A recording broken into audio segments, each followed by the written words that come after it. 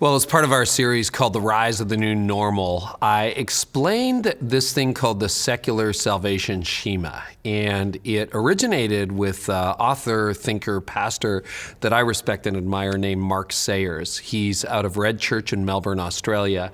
And if you're interested in more, I had the tremendous privilege of sitting down with Mark and having a conversation, something that we were supposed to have in person in Melbourne, but COVID. So he and I got together online one night and recorded this interview for my leadership podcast that we're happy to share with you here at Connexus Church. So enjoy this conversation with Mark Sayers. He deconstructs the secular salvation schema that we talked about in part 2 of The Rise of the New Normal in the early part of the interview. But then we go on to talk about the pandemic and shifting worldviews. I found it to be a fascinating conversation. So here it is.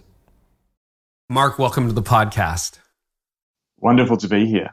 Yeah, I just want to start by saying thank you for all your work. We had, I was saying before we started recording, the first time we met in person, it was kind of awkward.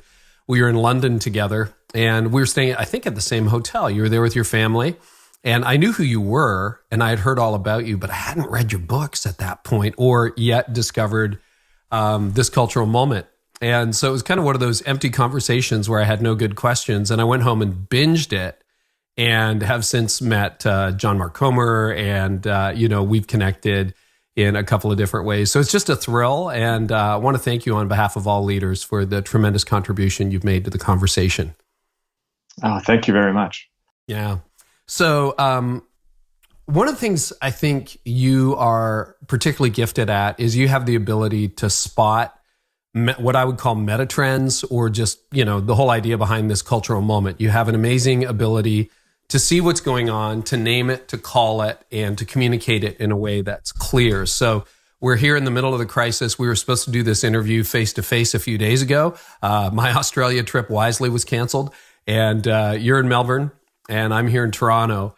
But what meta trends have been at play 3 weeks into this global crisis? Like, I heard you in your own podcast, The Rebuilders, sort of touch on that, and I'd love you just to bring some of your thoughts into this moment. Yeah. Well, I had the sense that a lot of my work for the last few years has been looking at post-Christian dynamic, particularly in the West. And I think there was a sense around church leaders, cultural leaders, business leaders that coming from a faith background, that there was this post-Christian dynamic that was at play, that it sort of caught up with us very quickly. So a lot of my work's been around that. But I think probably a year ago, 6 months ago, I realized that I had this sense that post-Christianity and the West was about to be disrupted by globalization. This sense that as the world became more connected, it became more diverse. And that, what does it look like when we're intimately connected to China? What does it look like when India, rises over a billion people, rising? And what does it look like when we move sort of beyond what's been the American century into more of a true globalized century? And so, I was just starting to postulate what would that all look like? Part of the beginning of this latest season of this cultural moment, which we've paused because in a sense it's jumped ahead of where we were, was, my bet that post-Christianity was about to get severely disrupted just at the moment we were starting to just really grapple with it. And so I see this, virus which has come out of Wuhan as an evidence of the lack of resilience that this global connected ideology, really, in a sense that we thought if we just connect everything in the world, things will get better. And indeed they have. There's been a big uptake in people moving out of poverty in places like China and India. But in the midst of it as well, there was this tremendous weakness. All it takes is one virus to shut everything down. And we're now living in the consequences of that. And, I think that this is a profound switch. We've been at a moment where we've never, ever had the entire world focused on one issue. We've become a one-issue world at the moment. So I just see this as an incredible once-in-a-century moment, to be honest. And I think this is going to be profoundly change the world. Not everything will stop. Things will carry. There will be things that carry on as per normal. But I think this is a definite sort of inflection point for the world. I think it was a surprise. And I mean, you can see, the movie Outbreak or Pandemic or things like that. And people always have this dystopian future. But I do think this caught everybody off guard. before the whole coronavirus sort of emerged as a story, where were you thinking it would go, and where did you suspect, how did you suspect we might get disrupted? And I'd just be curious as to where you imagined it might go. Yeah, so I think particularly the American century has been defined by the American story. And, the United States has been the preeminent global power since the end of World War II, and probably, somewhere, but, took over really from the United Kingdom and Europe. And a lot of that story was an inward story. The story in the world was defined by increasingly a political polarization between left and right, which followed, I guess, the American pattern of politics. And I felt like, what does it look like with the China rising? I began to study China more and more. You had a China which was coming out of what it's sort of a century of humiliation and wanted to be a global player in the world. It had a grand project under the premiership of Xi Jinping, which is called the Belt and Road Project, which was to connect the world, to reinvigorate these Silk Roads, which had given it power when it was the middle kingdom of the world. And I thought, this is going to disrupt the West. What does it look like when I think we'd almost bought this myth in many Western countries that, hey, there was this person out there who's unchurched and they're all super progressive. They all think of something similar. They're all very postmodern and very secular. And that's the new. So they live in Portland, basically, with John Mark, right? Yes. But I just began to notice this didn't tally with what I experienced on the street. Like I would talk to someone, and it could be an Iranian refugee who's come to Melbourne, who's, wrestling with what's happened to their country and Islam and, questioning it all. Or it could be someone who'd grown up with a Catholic background and how do they, am I religious? Am I not? There was just so much more diversity than what the big story was telling us. So I felt the diversity was going to undermine I think this sort of polarity where the church had been stuck in this political question between left and right. Oh, isn't that interesting? Yeah. And, the other perspective you have, because I have visited Australia 3 times before this trip was shut down, and we plan to do it again in 2021 now, God willing. But you pay much more attention to Asia than we do in North America. I mean, if you think about it, your vacation is in Bali, or you head to Malaysia or something like that. And I think here in our part of the Western world, we just don't think in those terms. It seems very, very distant. And so you would see much more of a global culture perhaps than, and probably a different slice of it than you would in New York or Toronto. Yes. I mean, and I think the change is like, traditionally when Australia had migration, people would come here, right. And we've had people come all over the world. In a sense, it was, you're leaving your old world behind, but the connectivity of this moment is fascinating. So I live in an area which is heavily influenced by, people from mainland China. And what's interesting is starting to see the influence of, the politics of mainland China come here, even in my local neighborhood. We had the Chinese, flag flying over our police station. And, there was this moment where there was the rainbow flag was flying on lots of civic buildings around the world. And so we then had that, at the police station. But then it was interesting. So you had representatives say, hey, we want our culture represented as well. So all of a sudden during the Hong Kong protests at our local police station here in Box Hill in Australia, you had the Chinese flag flying and you had it over our town hall. And then you had people who were backing the Hong Kong protests in this area saying, hang on, what's going on? And I saw that and I thought, this is a disruption. And so I think here in Australia, we've been more attuned to the fact of seeing the rising power of Asia. And it's not just China, it's India, it's Singapore, it's Japan, it's South Korea.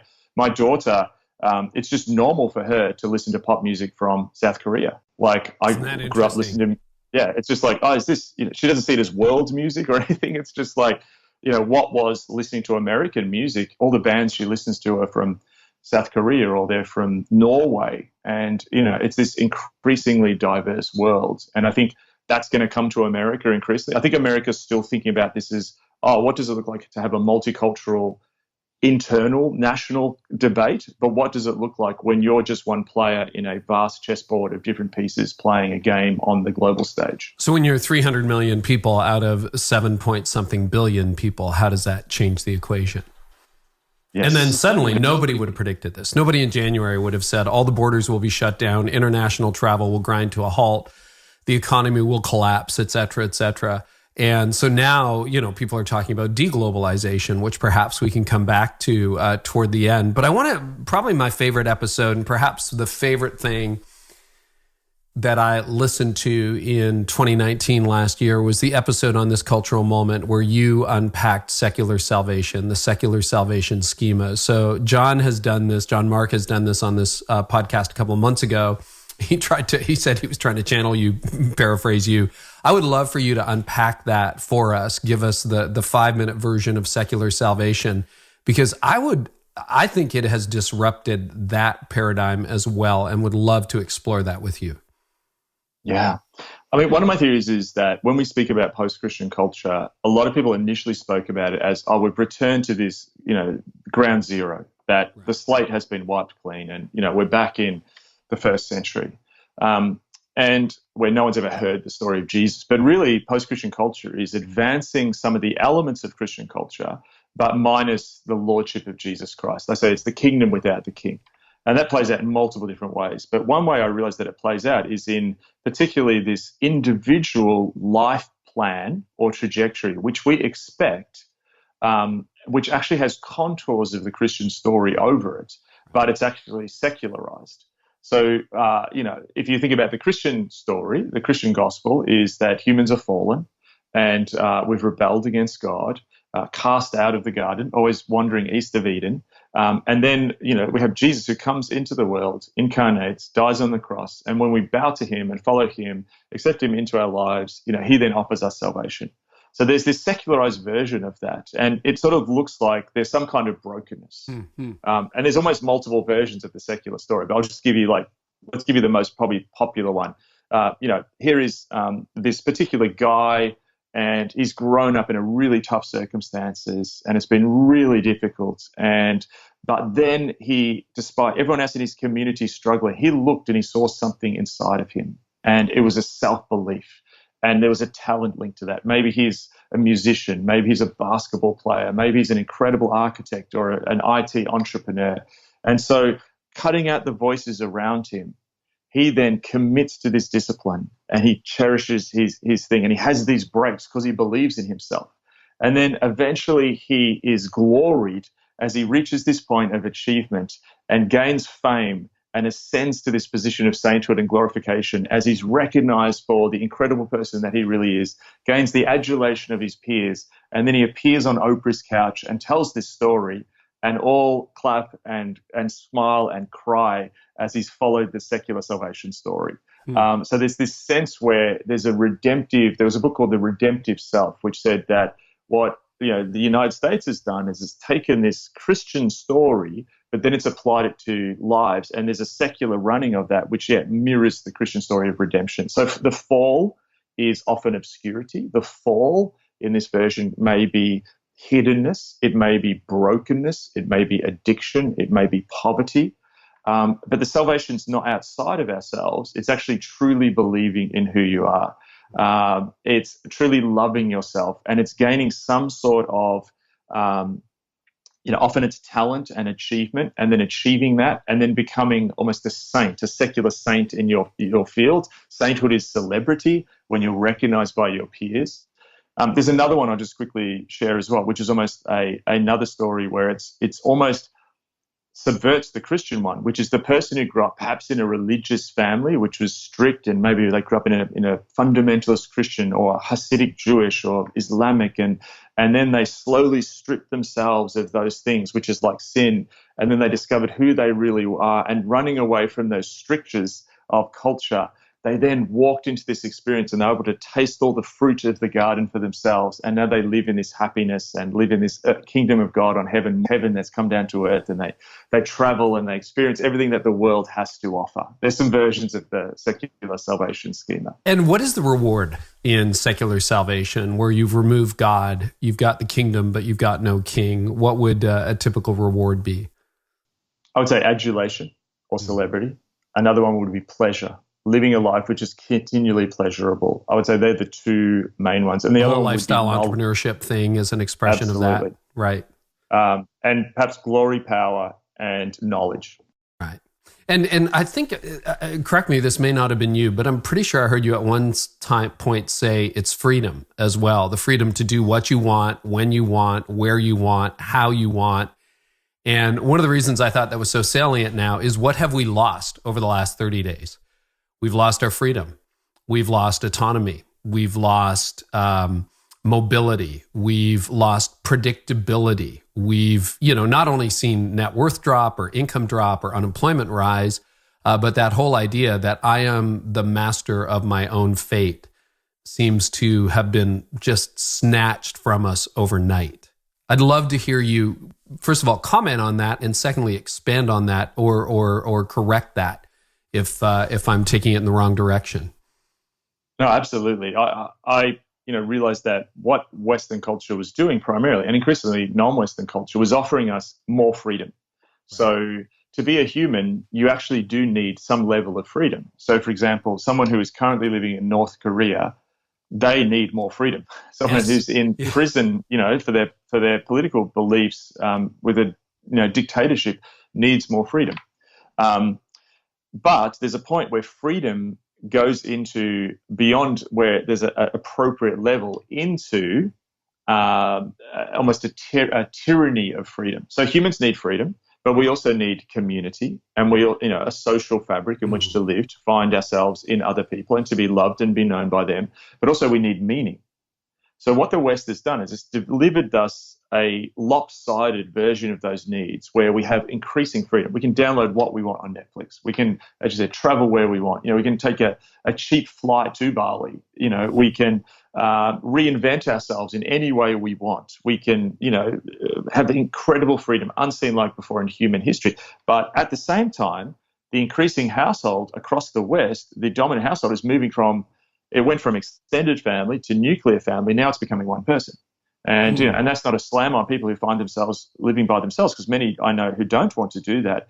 But the kind of trajectory that this leads to, and even in places like Japan and South Korea, which are less Western per se, but still following this trajectory, they now talk about loner culture. But then what we're missing is meaning. I think one of the reasons that perhaps before the COVID-19 moment, we saw this reconnection with politics was that a lot of our religious impulses we're pushing into politics because we're actually looking for meaning, or we're looking for it in tribalism. So we were hungry for community. We had too much freedom. And when you've got too much freedom, you become dizzy. So the way I say this is, if you wanted to buy dishwashing detergent and you go to the store, and if there's just one, just say you live in Bulgaria during the communist period, and there's just one, and sometimes it's not there, you're going to be more happier when you got a choice of three. Right. But so that's good. But then when there is 1,700 in front of you on that supermarket shelf, you're standing there going, which one do I buy? And actually you get what is called, Schwartz called choice anxiety. So a lot of what I call ambient anxiety in our culture that people were struggling with actually was because we had too much freedom, too many options, and we were constantly in our heads trying to work out how to navigate this without anyone offering a way forward. I think you're 100% right. I think this is being profoundly disrupted in this moment. And that world was a world where it was shaped by consumerism and even hyper-consumerism, which was all about wants. So not only did it offer you ways to, fulfill your wants, it expanded your wants. I studied advertising. Part of advertising was to help people realize there's a product that they never knew they wanted. We're going to make you want it.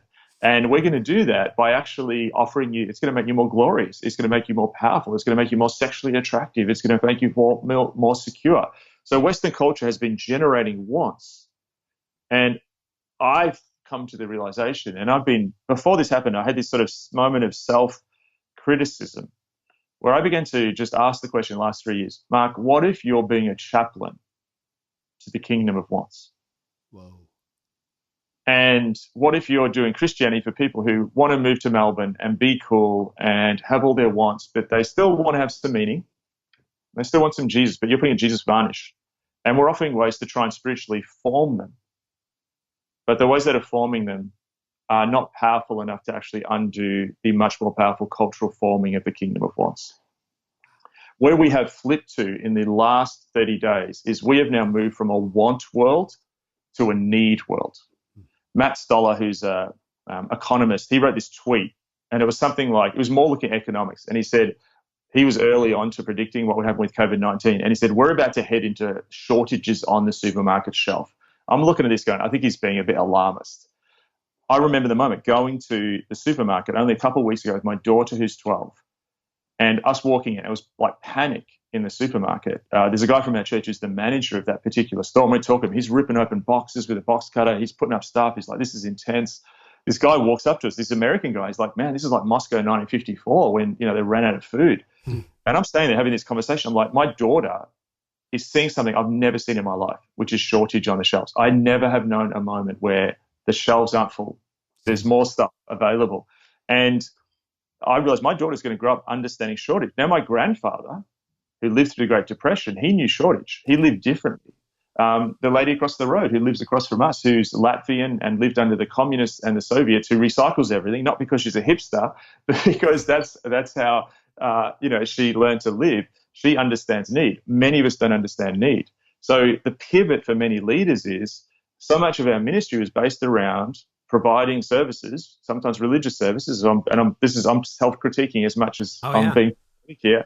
Is what does it now look like to pivot to people who need, who spiritually need, who don't have a job, who don't know how to provide, who are like, I'm running myself ragged here, doing Zoom meetings with clients to keep my job going while homeschooling my kids, while trying to put a lasagna in the oven all at the same time.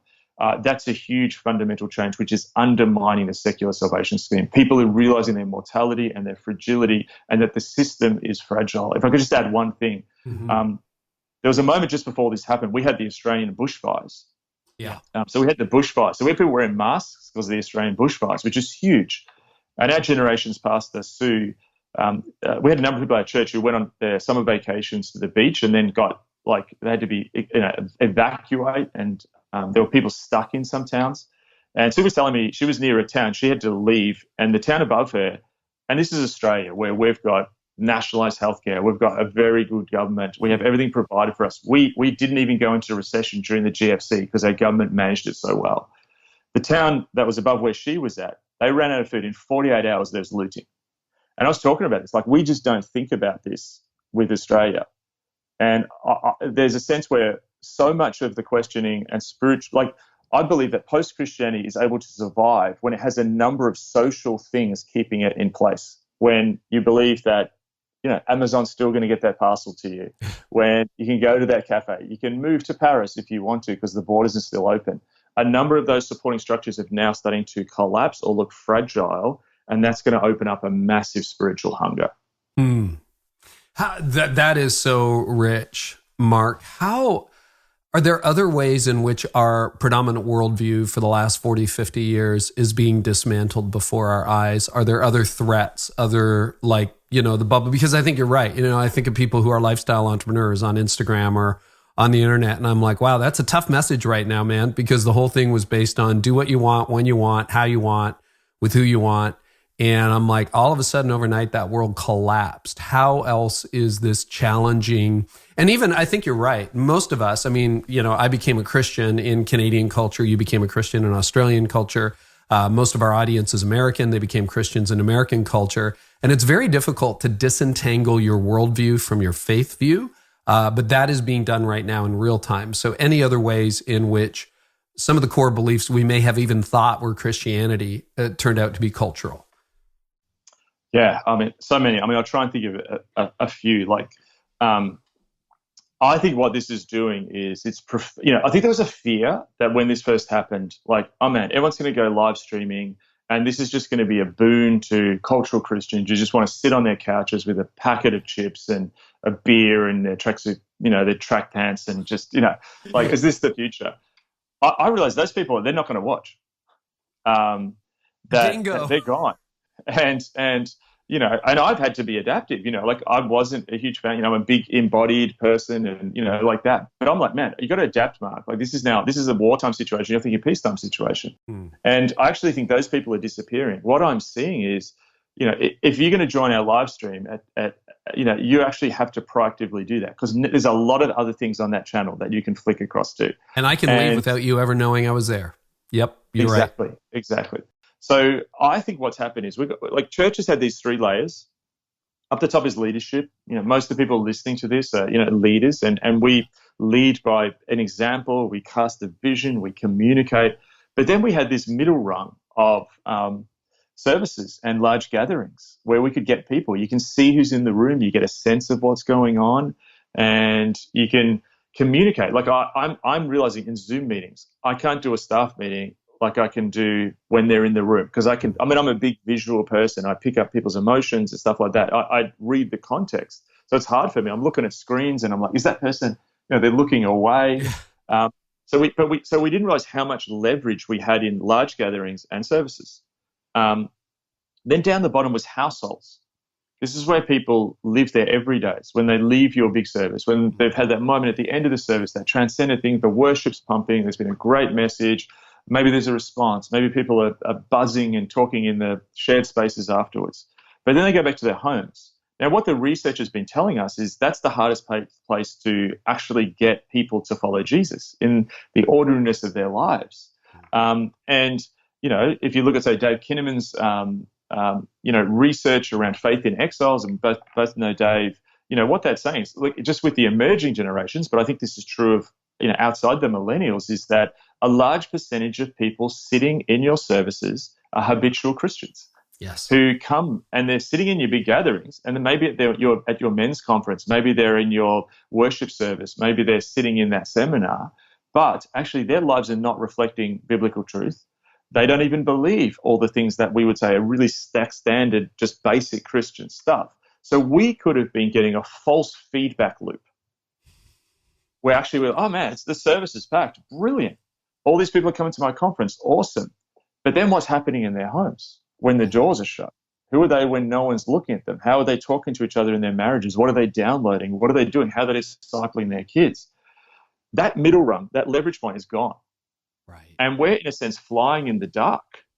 And I know that I had this early warning moment when I was in Malaysia, just as this was all hitting, and there was a guy at this conference, and I didn't speak to him directly, but I heard this secondhand, and he was from Mongolia, and Mongolia shut down a lot of churches, and this Mongolian pastor was like, I don't know where my people have gone. We're doing live stream, but I don't know where my people are. And that scared me. As a pastor, I'm like, man, that's real.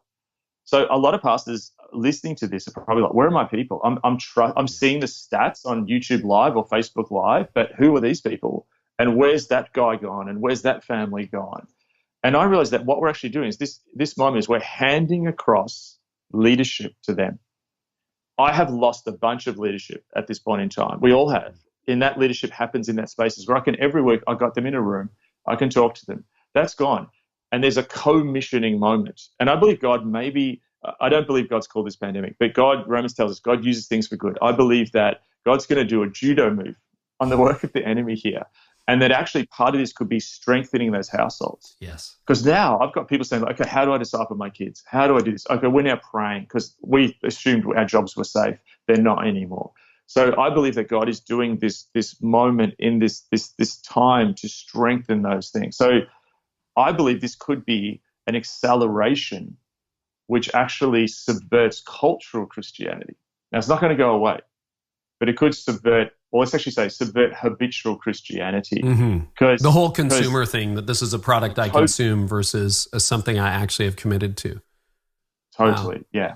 Mark, I listened to a million things like you have over the last month, and this may have been you, it may not have been, but one of the sources said that the nations who responded best to the crisis so far in terms of being able to eliminate the risk to the virus are often the Asian nations. And for a few reasons, not all of them great. One, authoritarian government. Number two, a high sense of honor.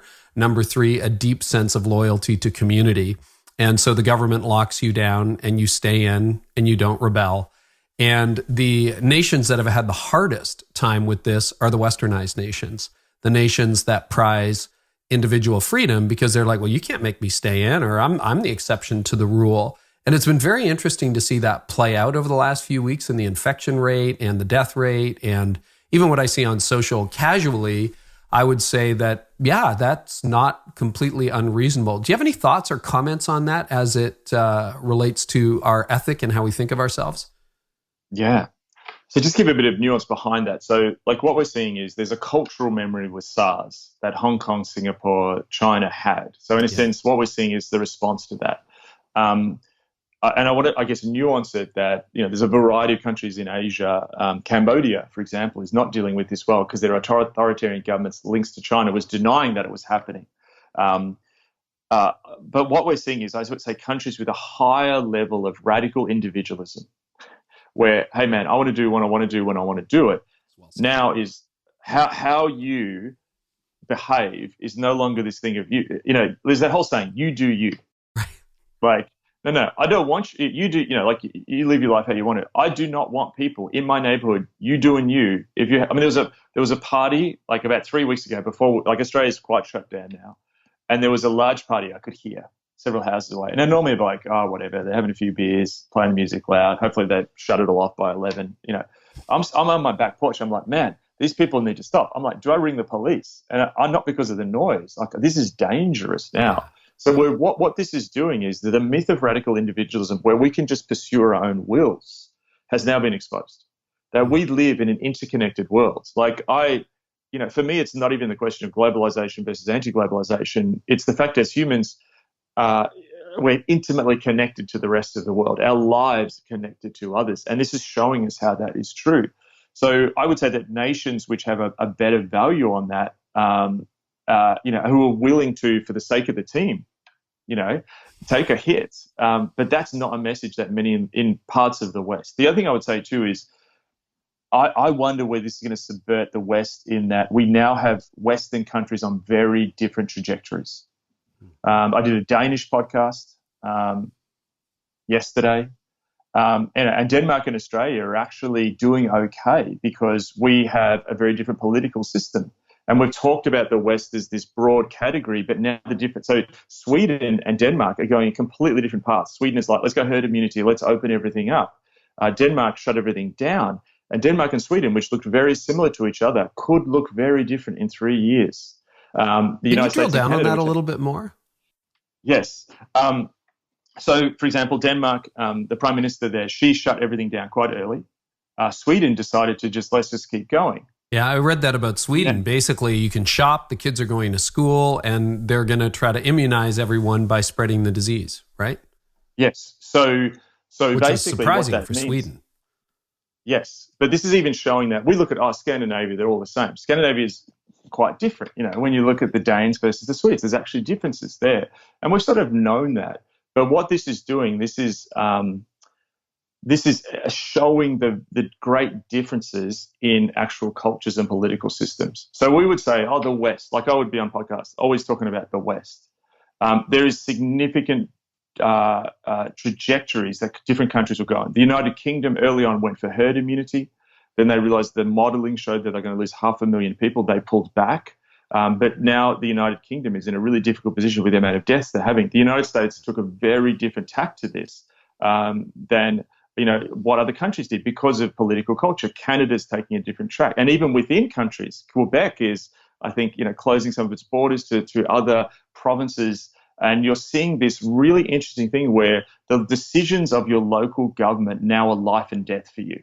Yes. So all of a sudden, I'm watching press conferences with our premier, that's a version of our governor. I'm watching that. I watched a press conference with the premier of Tasmania. I would never watch that in a million years before, but I'm like, he's going to shut him. That's the state below us. Like, What are they going to do?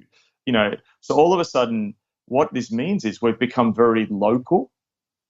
At the same time, we're having this weird internet conversation. And if you track this out, like Australia, we're keeping our new infections quite low because we've responded a particular way. Countries' healthcare, countries' social welfare schemes. There's a bunch of Western countries which are paying people now almost the universal basic income who have lost their jobs. There's other Western countries that haven't. So the trajectories forward of those two different paths mean that the West is going to look very diverse as this plays out in the next few years. Yeah, I think it's interesting. I've been tracking the numbers multiple times a day. And, I spent a lot of time on both sides of the border. I'm a Canadian who spent about a third of my life, sometimes it felt like half, in the U.S., just working with leaders. And, I have a green card for the U.S. as well, which is not very actionable right now, but those are other stories. But I look at us and we have half the infection rate per capita and a quarter of the death rate. And I think part of that is the Canadian government acted about a week sooner, and Canadians kind of went, okay, we'll go inside. Whereas if I'm using social media as a measure and the stories I'm reading as a measure in the US, it was like, we're going to go to the beach. Now, we still have some of that here, but it's really, really interesting to track. And, one of the other comments I saw is there was no global response. There was a local response. There was supposed to be a global response, but the world leaders did not call each other. They all acted to protect their tribe and whatever they saw best. And even in the US, there's 50 different responses. In Canada, there's 10 plus 3 territories, right? And you have all of your states, which are different, and cities, which are different. Melbourne would be different than Sydney, different state as well. So it's really interesting that we've gone very, very hyper-local, which a year ago I would have said was irrelevant at this point. We are a uniculture. Yes, wow. Absolutely. So extrapolate a couple of years. What are the implications? I saw one thing postulated on Twitter with travel. So, for example, if you look this out, like what happens if Singapore and New Zealand get down to 0 with testing, or 5 cases, and then all of a sudden they go, we're going to open flights between us, but then they're going to fly over countries which are red zones. What happens if Canada and Australia actually get okay on this, and I can jump back on an Air Canada flight and come and visit you, but I can't stop in Mexico, the United States, because they've still got huge infection rates. Mm-hmm. So you could actually have 2 levels of countries here. And to take it even further, what happens, say, in the United States, where California has had a shelter-in-place law longer, but then you've got other states which are not doing that at all, and you could have, regional areas where maybe you could go down to California, but you can't go to, Mississippi. So that's going to provide this really weird thing. Now, the world's gone to that before. If you look, say, the late antiquity or the Dark Ages, it went very, very local. But we're going to have this weird moment where it's super local. You might not be able to travel. I mean, I've read some predictions from people. I started going to airline people who predicted the airline industry. There's some predictions that we might not see international travel for 2 to 3 years. Yeah, come back like it was. I'm actually preparing for my next 2 to 3 years as though it's going to be a fraction of what it has been in the past. Totally. And you think about what that means for missions organizations, for NGOs. That's just an absolute game changer. What that means for hub cities as well is going to be a change. So, for example, we've had hub cities, London, New York, Paris, Hong Kong, Tokyo, Singapore have done well in globalization. And regions haven't done as well because manufacturing then went into the supply chain. But hub cities now, someone put up a tweet the other day saying that no one's meeting in the New York Times building, basically, but the quality of the paper hasn't changed. So is there a point where their board of directors go, hang on, we just saved how many millions on this big, flagship building when we could just do this remotely? Or you look at companies going, hang on, we're still, doing stuff and no one's flying around. We saved $2 million on flights. So you could see a move away from hub cities and a more localized thing. But then where we're connecting, like you and I are, still with the world. So super local, but then someone said it's land and the cloud. That's a great metaphor. So you're in Box Hill, which, by the way, has great dumplings. I remember from the last time I was there. Rowan Dredge took me there, and I'm in north of Toronto. And you're right, yet we're hyper connected. I want to get into some predictions, and I know these are early days, but when you're looking at trends, it is smart, I think, to look ahead as much as you can. But I want to ask you a couple questions. This one, what's the danger no one's talking about right now? There's got to be some stuff that just is not getting enough daylight that is on your mind or heart. What do you think the danger is no one's talking about? I mean, it's getting a little coverage if you look beneath the surface. But my concern is that we're seeing a profound reshaping of the global order. I see China has done this incredible thing where, there was that series Chernobyl, and 6-7 weeks ago, everyone's saying, is this Xi Jinping's Chernobyl moment? Now people are saying, is this the Chernobyl moment for Britain or the United States? And China is opening things up again. And China is like, well, we can start the supply chain again. Who wants to join into us? There's a moment where, you look, there's two aircraft carriers that are incapacitated for the United States military with coronavirus outbreaks. There's people looking at this stuff. You're seeing a profound Saudi Russian oil war happening at the moment. Turkey is repositioning. There is an element that some authoritarian states can reposition in this moment. And some of the that is going with that is that there is a moment where we're going to move to increased surveillance in the world. So one of the ways that we can deal with this is actually through testing. And it could be that, hey, you can come to Australia in 2021 because all of a sudden we come up with a test which says that you're clear, but then your genetic data is on your passport. Yes. There's talk of this. Okay, great. But then how is that then used in the future, going forward? So if you look at, say, I read Shoshana Zuboff's book on, all the digital stuff and how the surveillance is happening now and how so much of our lives are being bought and sold. But she makes the point that a lot of that happened because there was all these restrictions in place about our digital privacy. But then what changed them was 9/11. When all of a sudden governments were like, hang on, we've got this war on terror, so we need to change the rules a bit here. And if you look at how the world changed for 9/11, how that changed travel, you look at TSA in the United States, you look at biometric passports, we started putting our fingers down when we got to a customs desk. That will now move to biology. Now, the interesting thing as well is that N.T. Wright said something really interesting the other day. He said, what Christians in the West who are experiencing this don't realize is pandemics are a normal part of human history. Yes. And, I was on a podcast with Justin Brearley, and there's an expert on there around virology. And she was speaking about, this is SARS 2.0. So basically the Spanish flu 2.0 is coming.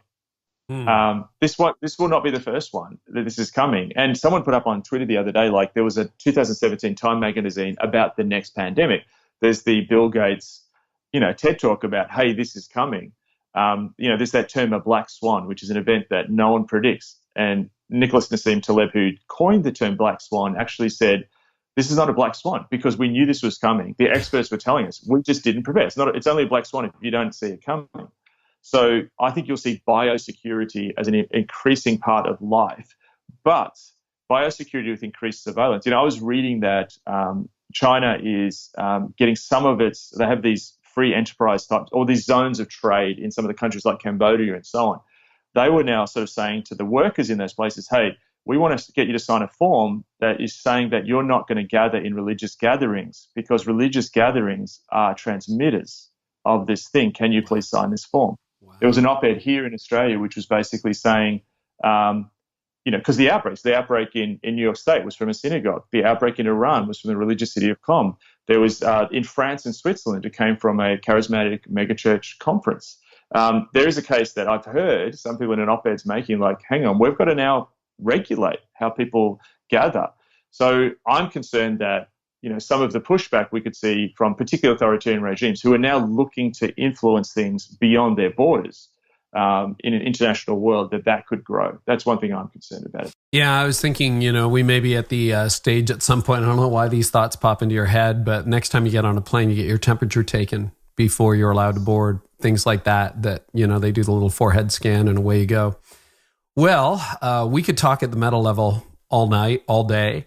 I want to switch because you're also leading a church, and your Rebuilders podcast is a beautiful oscillation between the hyper-theoretical and the hyper-practical. And you got a lot of church leaders, a lot of business leaders listening who are trying to figure out, I am working from home. My kids are hanging off me. I'm trying to run a remote organization. Nothing prepared us for this. You've got a few pillars that you're using at your church to help guide you through this. Can you just share what those are briefly for leaders? Yeah, so we just sort of came. I felt like there's so much information that we just need a few pillars to gather around, and so I just came up with 4, which was the first one was adapt. When you hit a crisis, you often double down on what you were doing before, and I realized this was a profound change moment. I think I've studied culture enough to know, this is a watershed moment, so we have to adapt. And there's adapting in terms of lots of people had to go completely online, but then there's also adapting in your thinking, as well.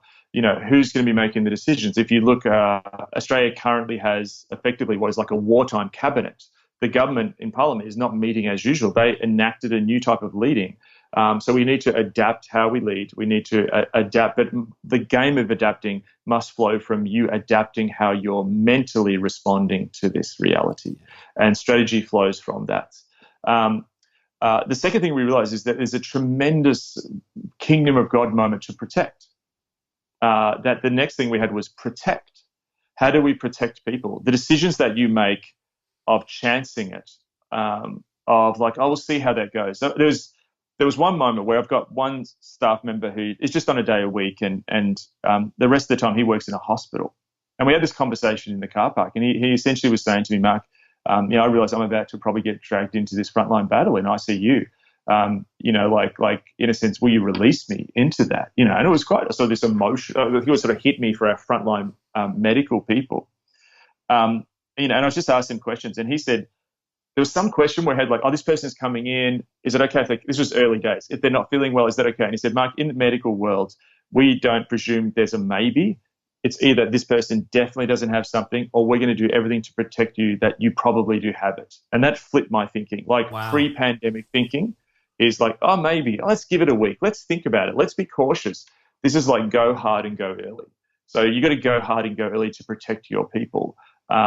So protection now becomes this key pillar. I think the church is called to protect the vulnerable. And we're so used to doing that in an embodied sense.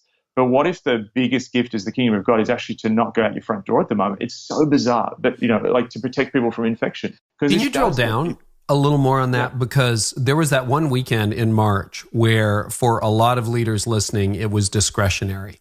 You could open, you could not open. And there was still a lot of denial, like this is overblown. More people die of the flu than are going to die from COVID. Come on, what is this? You can't do my liberty. We decided to close physical locations and go digital. I believe you made the same decision. Can you explain why, in your view, it's important for leaders to go first in the name of protecting and actually be more cautious? Yes. I think the first thing is I to be honest, it was in a phone call with my dad.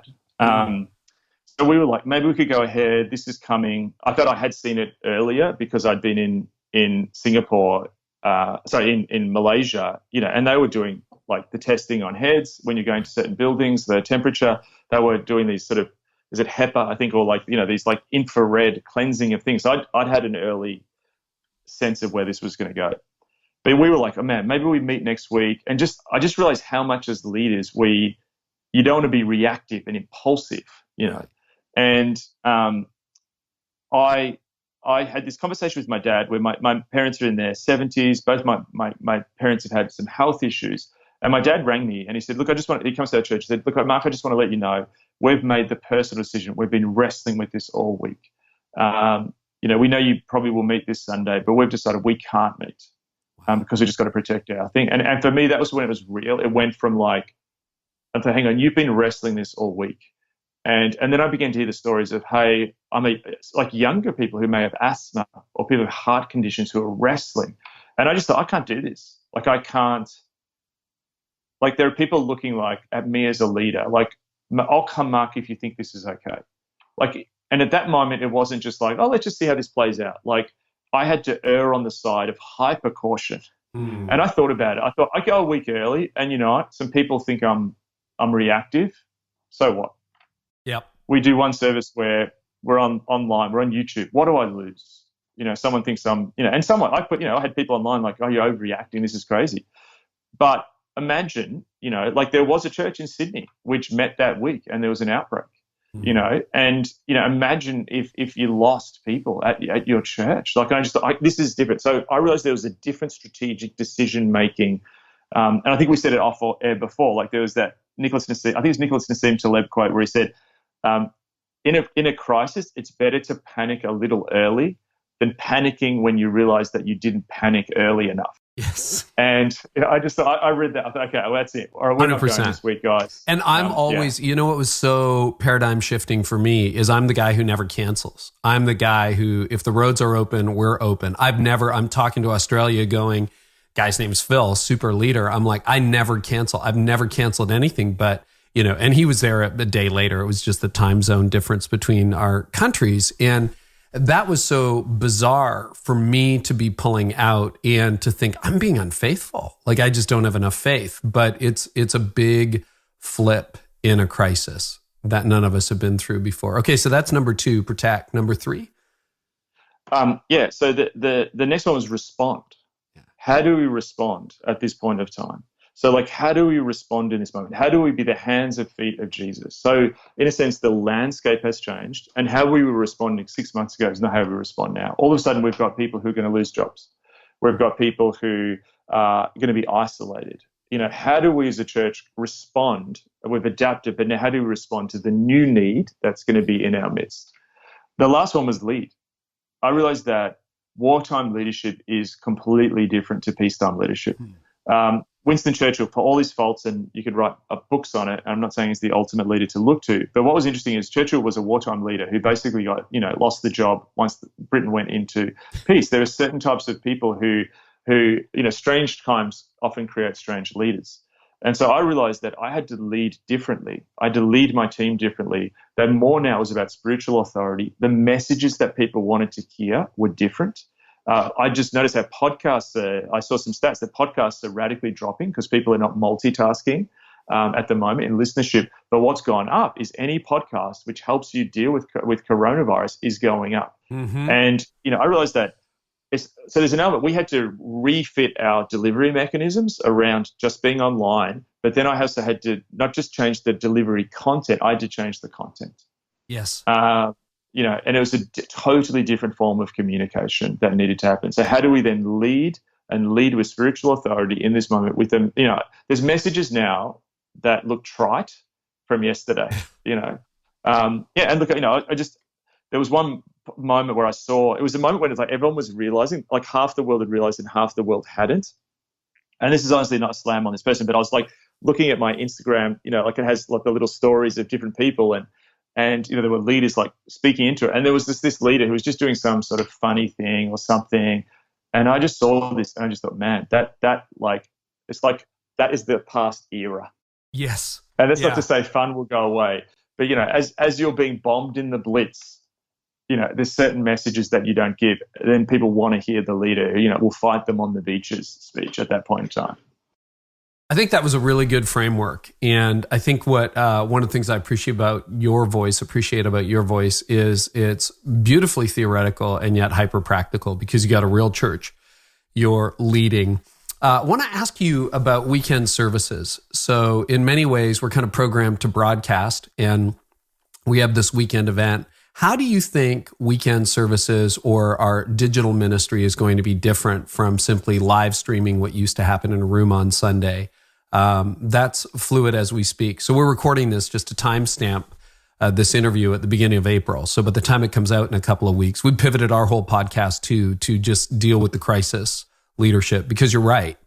That's what people want to hear about. So appreciate you making yourself available. But so as of April 2nd, when we're recording this, how are you pivoting your services, or have you done that, or what have you seen that makes you think, this could be the future? Yeah, I think it's interesting. Like one theory I've had is that it's so weird because we've gone hyper-local. So the global travel network is now hyper-local. But then we've also got this internet network, and, the great Canadian Marshall McLuhan, spoke about this new stage that will come where basically we'll be communicating across frontiers, and essentially called it the global village. So it's weird. Like we're in our village, but then we've got the global village, and we've also got this church global village. And what I saw fascinating happening over the first weeks of this was there was the panic, but then often, necessity is the mother of invention. And I saw people learning from each other. I'm texting, what'd you guys do? Are you pre-recording your sermons? Are you doing them live? Hang on, we're doing this prayer thing. We're using Zoom in this way. And what I saw was this crowdsourcing moment, this crowd, and I came up with this line. So the next renewal is going to be crowdsourced because we're all going to be watching and learning together as we're scrambling, which creates an urgency and importance. So many great inventions actually come in wartime because people just have to take these risks. So I believe that I don't know exactly where it's going to go, but I do notice that there is a greater need for leadership. People are wanting to be led. I'll see you on Sunday and then I'll get along with my life and catch you next Sunday. That's changing. I was talking to a friend in Europe, and he was saying he's shocked because he was doing the Sunday service, and then he's doing this midweek thing, which is literally him in a lounge chair with a glass of wine, teaching from scriptures and praying for people. And he's like, that's getting heaps more hits than the Sunday service. Like, how do I process this? So, it's interesting when John and Charles Wesley's Wesleyan renewal happened. A lot of that began when they switched to this new reality that people had been stuck in this parish system where they stayed in place and they had the service, almost always Anglican in that context in Britain, and they had the Sunday sermon. And then they discovered that the tumult of the Industrial Revolution, when people were moved and social life was disrupted, that they were actually looking for something midweek. So the beginnings of the Methodist renewal happened when they actually started these midweek societies, and they would preach, but then people would get into small groups and pray and keep each other to accounts. So that was actually driven by this adaptation that happened because of this new social environment. So I predict that prayer is coming to the forefront in new ways. I'm seeing churches doing online prayer in ways I've never seen before, because that's what from the want, prayer goes from an option to a need. So I think we're actually going to see almost the more whole of week. I was for 10 years with the Salvation Army. The Salvation Army had a whole variety of events that would happen during the week for people who were trying to find a new social fabric because they're coming out of addiction or they're coming out of extreme poverty in 19th century Britain. I just think, I don't know exactly what it's going to look like, but I think you're right that we're going to see a really different landscape of what we're offering people, from, hey, if we can get you for an hour on Sunday and get you to your kid's football game, we've done well, to now all that's stopped. So there's this moment of attention. I do think there is an end point to this. Like, there is a moment when the vaccine will arrive and life will come back to normal. So I think there's a purpose, but I think there's a deepening that will happen in this time. But it's fascinating watching it all happen. Yeah. Do you think we have been too Sunday focused in our model in the past? Yes. Yeah. Long and short, yes.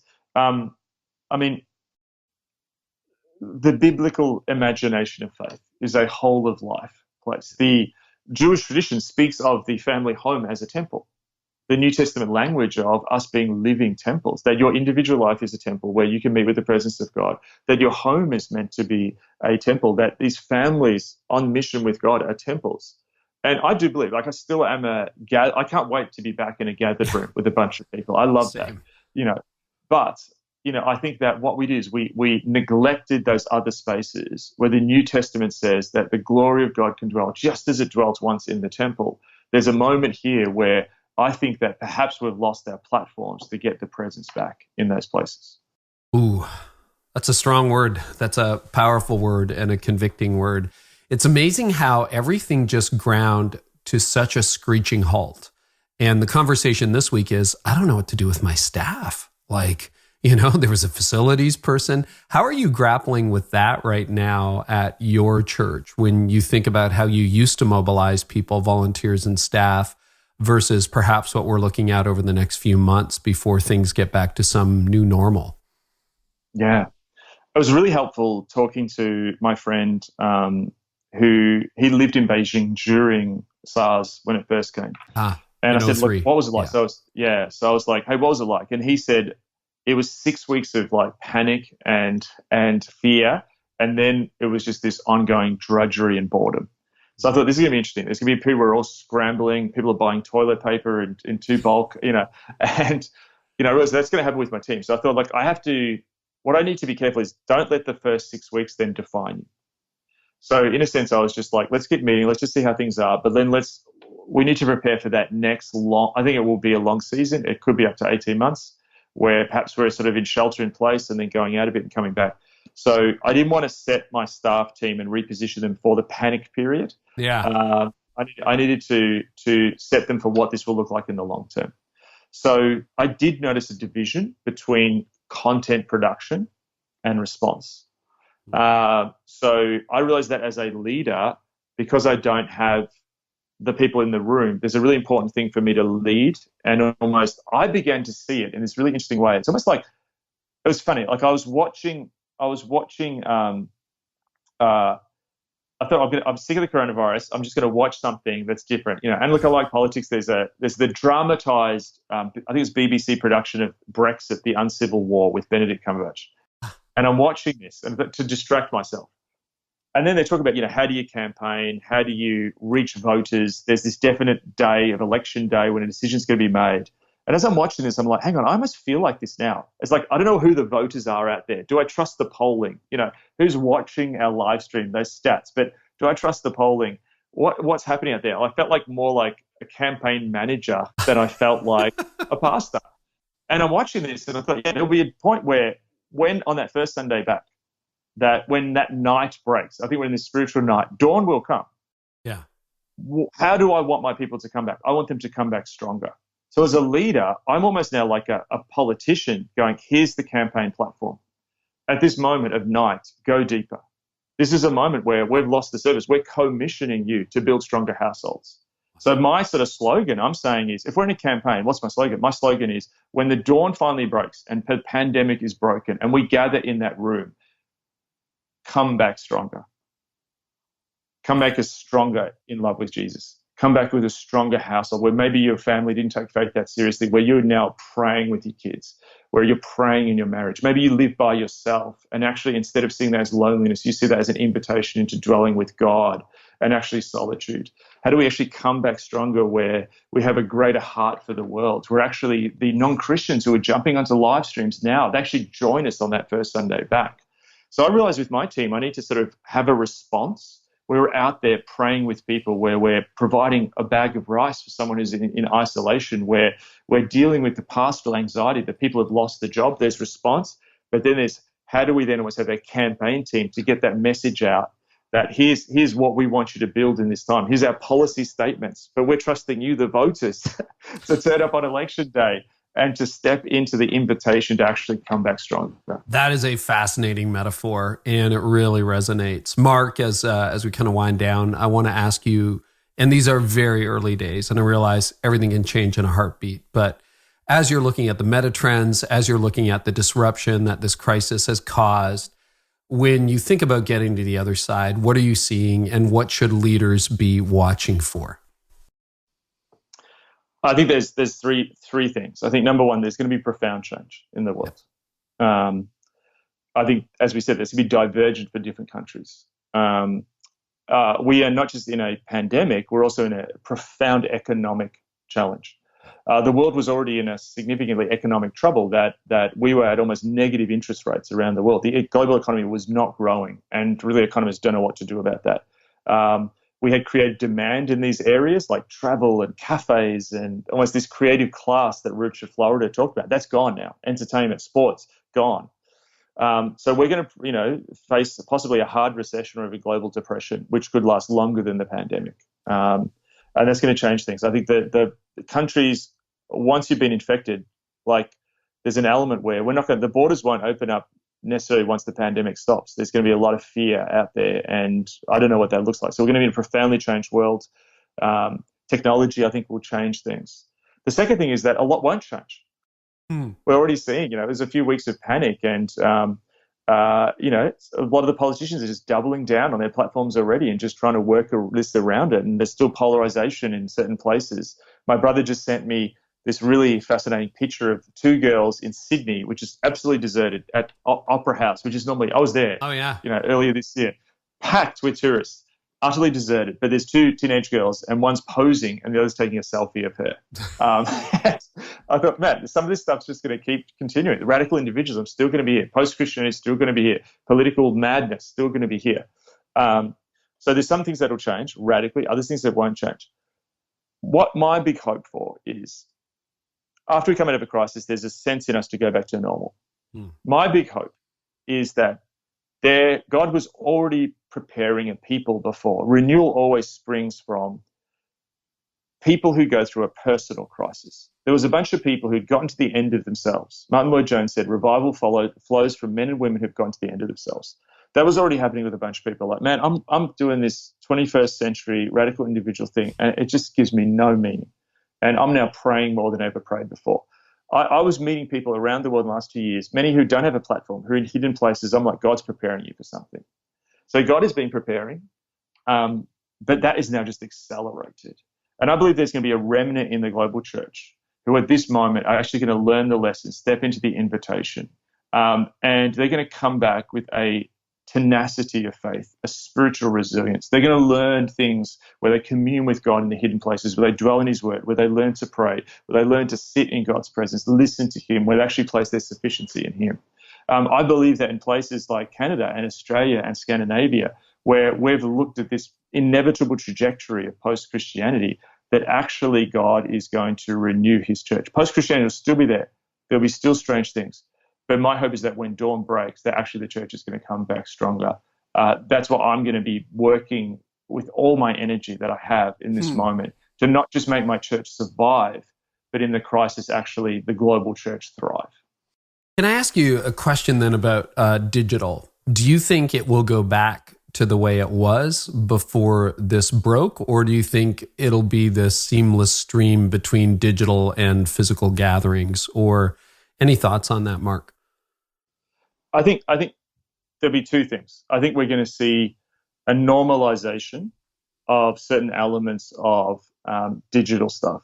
It could be that, I look at, hey, do I fly to the United Kingdom and have a bunch of meetings?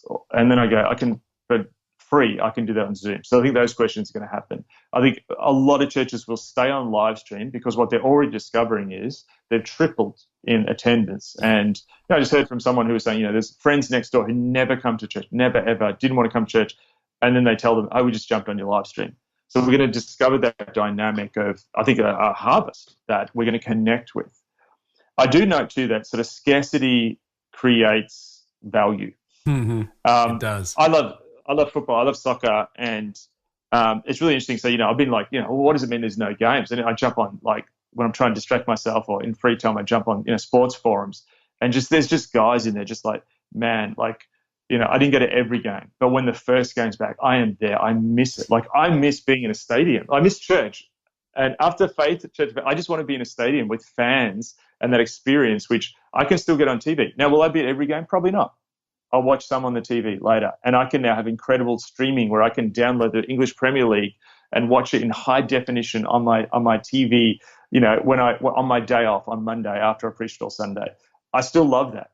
But I'm also going to be at games. Yeah. Chanting and standing and cheering, because I profoundly miss that.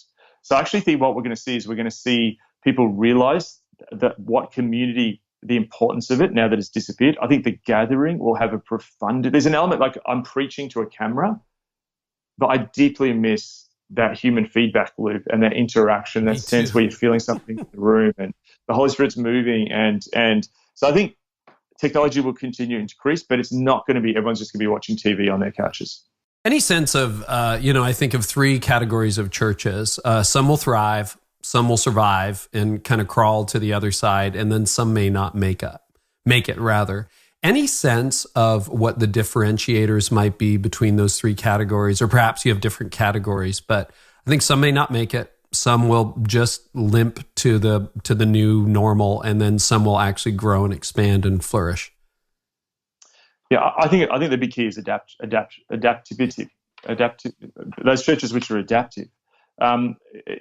Crisis seeds new things.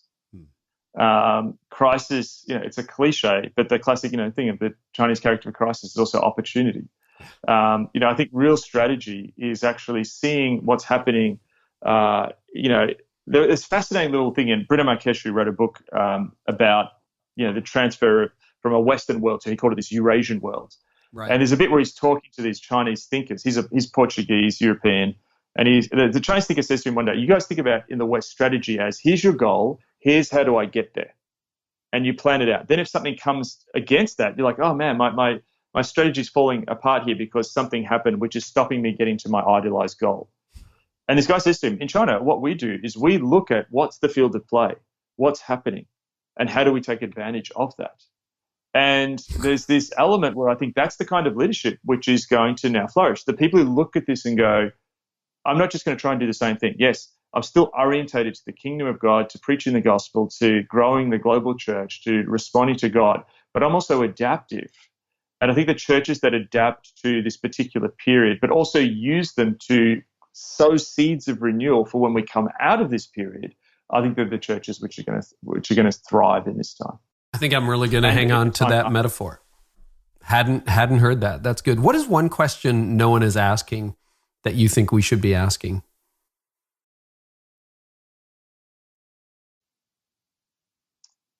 I feel like at a moment like this,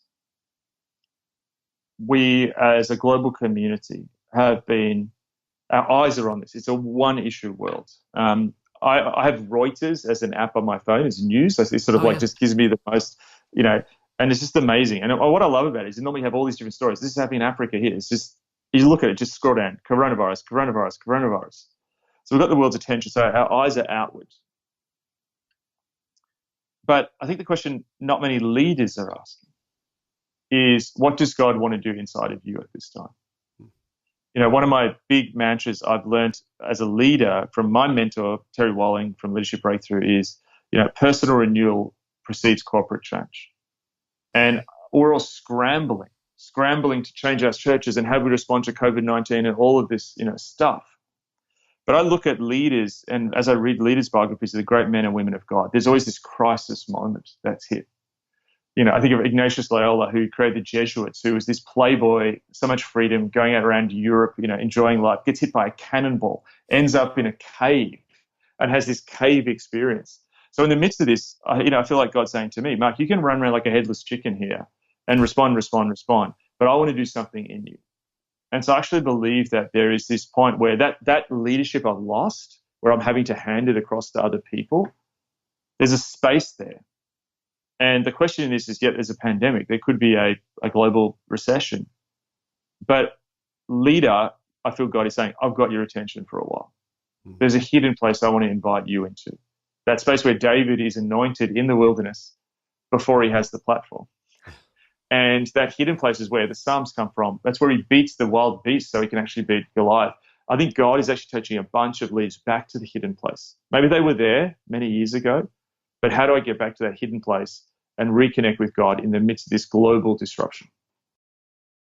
Mark, wow. Anything else? I mean, this has been so rich. We've covered so much. Yeah, I just would love to say to people that there's this invitation in this moment. I feel like a little bit foolish in that I was pressing into renewal. And there was this moment where I was Pete Gregg, who's a friend, is the head of 24/7 prayer in the UK, pastor at Emmaus Road.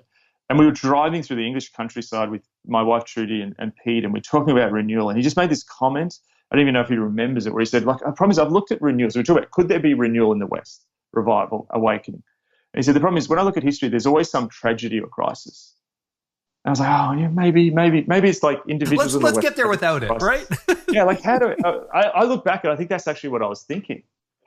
Here's this once in a probably century disruption, the biggest disruption since World War II. You are living through it as a leader. There was this one moment where when we decided to go live stream, and I was with my team who are mostly millennials, and it was the creative guys. That's the only guys who could be in the room. And, we had this moment and we prayed, and we'd been rehearsing all Saturday. Like we went all Saturday to get ready for Sunday morning. We're all Saturday. And then we were ready on Sunday morning and we were praying. And there was this intensity in prayer I'd never seen in them. Like it was like, this is their battle finally. They have like a cause, And we finished the rehearsal and this line came out of me. I said, okay, the rehearsal's done, but perhaps in more ways than one. What if everything up to now has been a rehearsal? What if everything that we've been living in our leadership journeys up to this moment is actually been preparing people for this moment? What if this is now the moment where God wants to do something? He's disrupted. He's got the world's attention. He's frozen people in place. And we have this incredible technological ability that Apostle Paul would have killed for, to project our message to the world, to show Jesus' love, to seed and lead and speak vision. So my encouragement for leaders at this moment feeling frightened, scared, loss of control is step into this moment. What if this is actually in the midst of the suffering and the pain and the economic dislocation and the medical pain? What if in the midst of this, in this dark cloud, Psalm 18 says, God comes wrapped in dark clouds with the bolts of lightning. but the brightness of his presence is in that cloud. What if it's step into the cloud, see the brightness of God's presence? This is an incredible moment. God wants to do something. Step into it. Mark, it's been so rich. You are writing and doing a lot of things right now that I know leaders are going to want to track with. So where's the easiest places to stay current with you right now? Oh, look, probably just go to marksayers.co, and then you can see links to the podcasts and and the podcast where you're podcasting the crisis is called Rebuilders. Yes, and yes, this cultural Rebuilders. moment will return. Yes, Mark, what a gift! I can't thank you enough. Thank you. It's such a pleasure. Thank you so much. Well, I hope you enjoyed that conversation with Mark Sayers. If you want more, Mark is the pastor of Red Church in Melbourne, Australia. He is also an author of numerous books. And of course, if you enjoyed this video, make sure you subscribe. And if you prefer audio, often we share this on the Connexus Church audio podcast as well. So subscribe to Connexus Church audio or video. Thanks so much for watching, and thanks so much for listening.